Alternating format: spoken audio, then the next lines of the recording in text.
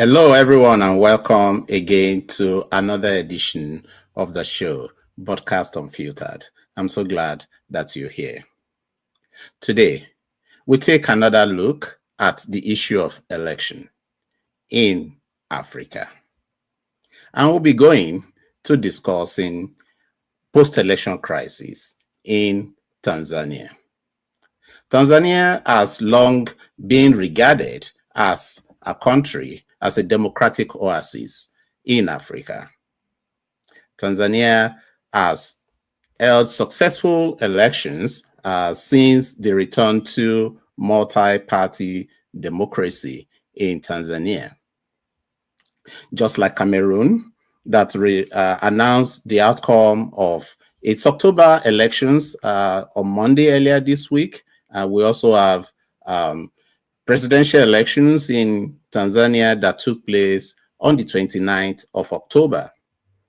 Obviously, the citizens' reaction to the results declared from the election has elicited a backlash of protests from across different cities in Tanzania, from Mbeya to Dar es Salaam, Dodoma to Mwanza, and so on and so forth.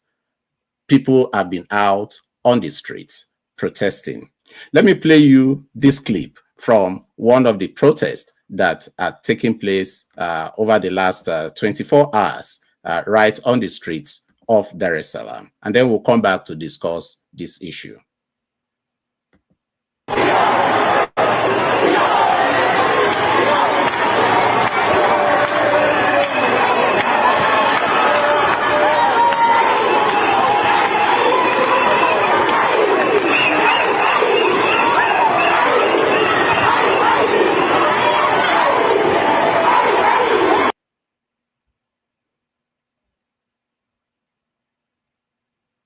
There you have it. You see people in their thousands on the streets of Dar es Salaam. There are other video clips. Of course, I should add that these video clips are unverified. Now, what are the issues that we are looking at here? And I would like to speak to what the issues are. What we know so far is that elections did take place on the 29th of October as constitutionally mandated. In total, the Independent National Electoral Commission, yes, they also call the Election Commission in Tanzania, the Independent National Electoral Commission, INEC, announced a total registration number of 37.6 million registered voters. We had a total of 17 candidates in addition to the incumbent president, President Samia Suluhu, who succeeded his principal, President John Magufuli, who died a couple of years back. So this election is actually meant to be the first time that President Samia Suluhu will be running for a first full term. But in terms of the preliminary results declared so far, only for the mainland, for those who are not familiar with Tanzania, we have the mainland of Tanzania as well as the island of Zanzibar. Elections are also taking place in the island of Zanzibar, where a president is also going to be elected for the island of Zanzibar, as well as the parliamentary election taking place there simultaneously with the election in the mainland. We don't know yet what the results of the Zanzibar elections are.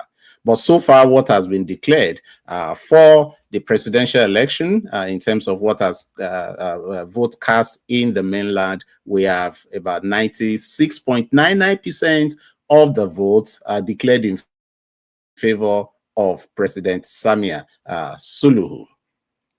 Now, the one will ask, why is the reaction to these election being as vociferous and even violent on the part? The way people have reacted, negatively to the results that has been declared, and we have to go back to the issues that characterize this election. what were the issues leading in the pre-election environment leading to this election. What we saw is that there was an increased state of there were clampdown in the media. So many of the media establishments were shut down in the lead up to the election.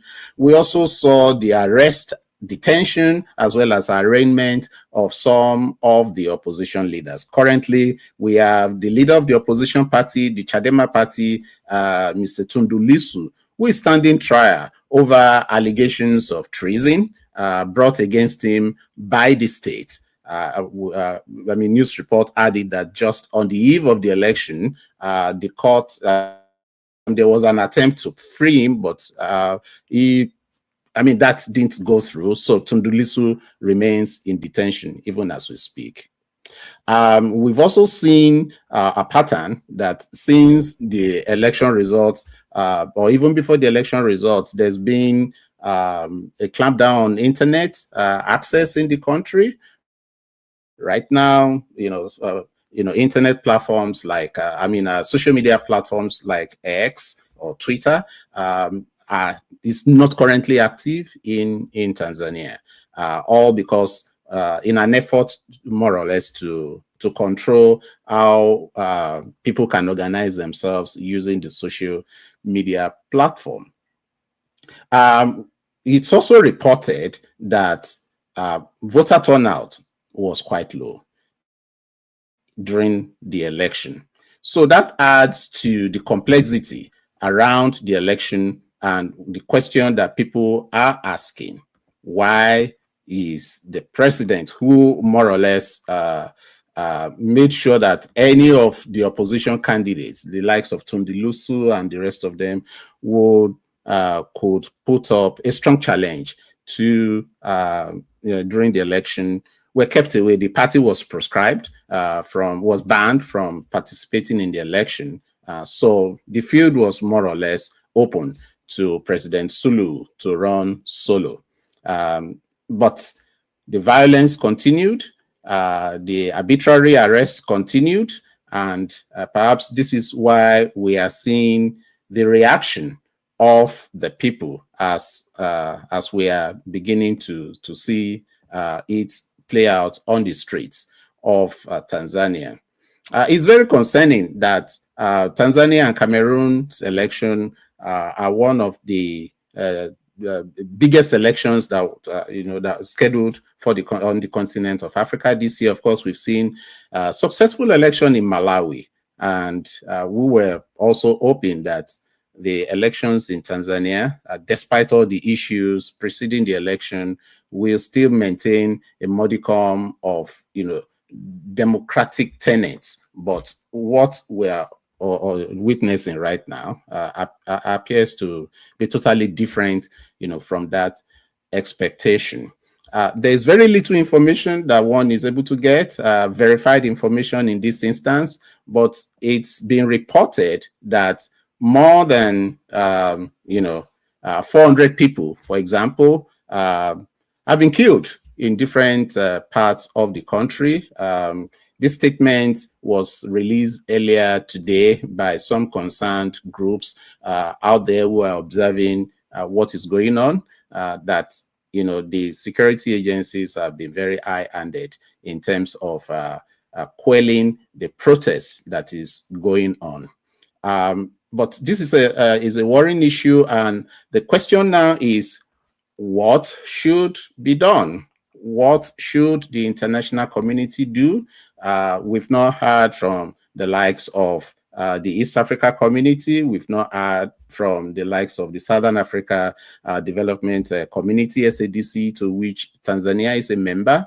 And of course, the African Union, the EU, and the rest of them, in terms of what is going on because of the general media blackout that seems to be pervading currently in Tanzania. But this is a worry for all lovers of democracy in the continent of Africa, for all lovers of Tanzania. Tanzania is a country that is highly respected when you think of the likes of late Mwalimu Julius Nyerere, who is a pioneer leader in Tanzania, and the great work that he did in terms of developing the country, unifying the continent of Africa, and how Tanzania has been a very positive example of democratic stability over the years. But the current situation is one that gives a lot of concern. The ruling party, the Chama cha Mapinduzi, CCM, has been the party that has remained in power since the independence of Tanzania in 1961. And,